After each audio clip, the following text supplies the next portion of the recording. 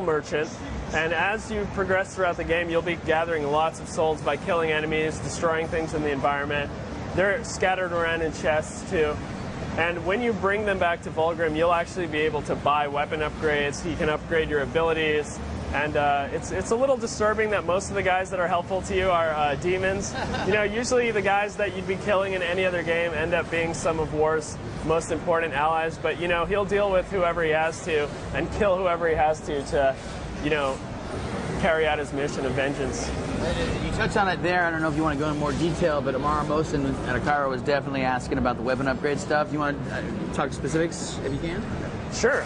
So, again, the sword levels up, and that'll level up throughout the game. In addition to that, after this, we can open up the inventory screen, and you can check out. Each weapon has a slot that you can put an enhancement into. If you go ahead into the other screens, you can see all the enhancement slots underneath. You can take an enhancement and add it to your weapon. It's never locked in. You know, you can swap them out. You know, one enhancement may give your sword fire properties. One may make you your attack stronger. Whatever it is, you'll constantly be swapping them out based on your gameplay preference and the creatures and the area that you're in. And so just messing with that combination is kind of fun. And like I said, there's a secondary weapon you can always combo into, and that one has enhancements as well. So eventually, by the end of the game, you'll have so many combat options you won't know what to do. And in addition to that, we have gear items, which we haven't showed too much of right now, but you can actually map them onto your D-pad and go through them seamlessly in mid-combat. So you'll be comboing from your primary weapon, secondary weapon, and the gear item, which is mapped to the right trigger. Now, it seems like there's an incredible amount of options. I'm looking at this monitor over here, and it's like, yeah, you can go all kinds of town. Yeah, absolutely. And we can just quickly open the merchant window. Just hit D and get all the souls. Now, the little 103 count I see down the bottom there with the little soul-looking face, that's obviously helping you power up your weapons, or is that the currency for your upgrades? That's basically your currency, and this is Vulgrim here. He's giving War a horn. War has collected 400 souls for him, which is one of your first tasks when you return. And using this horn, he's going to be able to move a barrier that has been preventing War from getting access to the next area of the city. But before we go on to that area, we'll just open him up and see what he's got for sale. Kind of looks like a regular dude. Yeah, doesn't he? He's got a face you can really trust, you know? He's got glowing eyes. Yeah. So, he's important because he's in each new area of the city, and in each area we add some stuff to his inventory, so you always want to be checking back and seeing what he's got available. He's got, you know, weapons, enhancements, upgrades, and you can see there's like quite a few. He just bought Blade Geyser, which erupts blades out of the ground. Let's blow the horn and get this guy to move here. This is actually, oh, there you go. Yeah, even a door in our game's kind of fancy. We had to, you know, take it way over the top.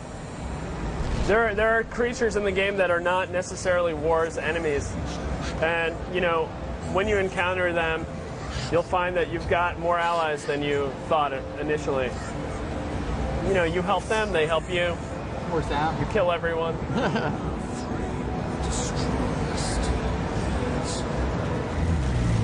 And you'll encounter these guys throughout the city as well. They've been enslaved by the Destroyer, and you know, they guard like really important areas of the game. And there's always some task that you'll have to complete in order to get them to help you.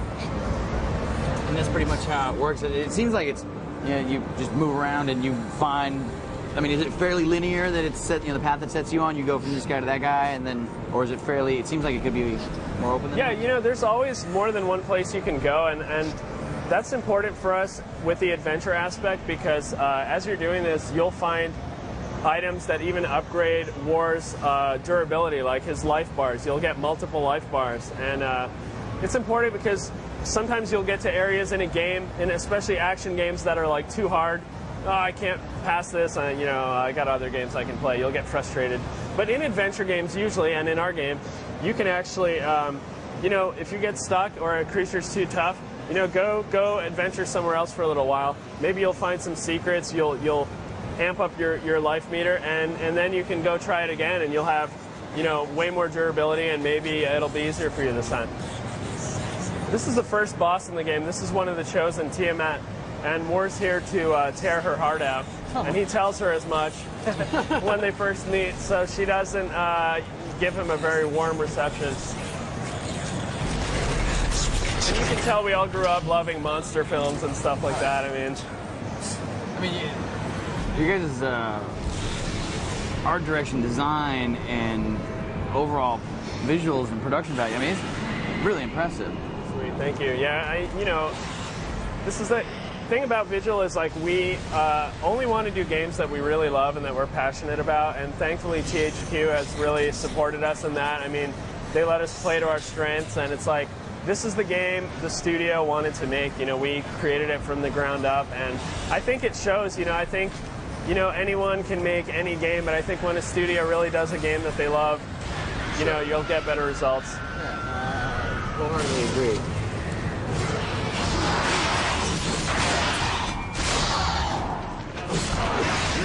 In this battle, this is the boss at the end of the first dungeon area, we call it. It's actually a huge cathedral.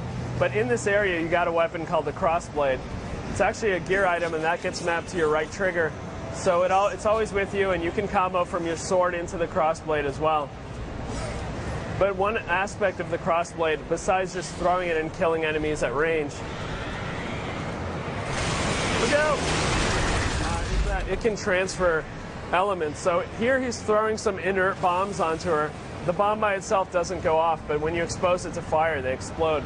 So he's throwing some onto her, and then he's going to transfer fire from these torches onto the bomb to knock her out of the sky. And it's not only used for transferring elements, you can tag up to 6 targets, enemies, things in the environment, whatever it is, and it'll hit them all in the sequence that you've set forth. Once she's on the ground, you can beat on her. Can't stay too close to her. She's got a couple of special attacks. One thing she also does that's really annoying is she has a healing ability. And occasionally you'll see, when you see the green spell going off, that's her starting to heal herself. And if you don't interrupt it with a crossblade at that point, she'll actually heal herself back up. Eventually she'll be at full power, and you don't want that to happen. So you might see her, you might see him throw the blade at her occasionally when she's doing that. Come on, dude, you almost got her. Curious E out of Quebec, he wants to know, any idea total length?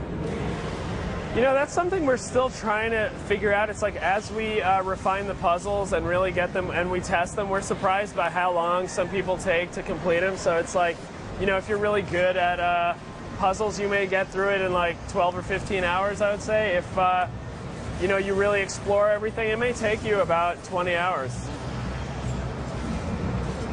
All right, she's going down. And like I said, every creature has a spectacular, gruesome death, and the boss is even more so than anyone else. Because like I mentioned, War does have to get her heart. That's one of his missions. Her still beating heart, for the record. So there goes the wings, right? Wings are off. Don't need those no more. No. She'll beg for her life, like all villains eventually end up doing. Appealing to his... Oh, one thing I want to talk about. This is the Watcher here. Yeah. He's voiced by Mark Hamill, which we were very excited about because he did such an awesome job. And when War is sent back to Earth, he's not trusted whatsoever. They send a creature called the Watcher with him, and it's shackled to your gauntlet. You can't get rid of him. And he basically makes sure you stay on your mission and don't try anything shady while you're on Earth. And he has the power to kill you at any moment if you stray from your path. And he kind of abuses that power over you. He loves it. He throws it in your face. And so, you know, even though he's annoying, he does end up becoming a valuable guide because when you aren't sure where you're supposed to go or whatever, you can always call on him and he'll sort of shove you in the right direction. He'll do it in an annoying fashion that'll, you know, get under your skin, and you'll definitely want to kill him by the time the game's over. But it's like, you know, you'll get your help where you can get it. So Now, what are they afraid he's gonna come back and destroy the world again? You know, that'll be cool. It's like there are a lot of possibilities for the sequel, and we definitely hope that it resonates with gamers and people love the first one. We'd love the chance to do a sequel for Darksiders. We definitely see it as a an IP with legs franchise, and you know, there's other characters we want to introduce. There's other creatures that we'd love to work out. So, you know, we'll see how it goes. Now, yeah, I mean, definitely super interesting. I mean, the idea that you guys have, and really that whole theme of the crazy, you know, mix of the underworld and all that stuff together with, you know, mythology. That's just super cool.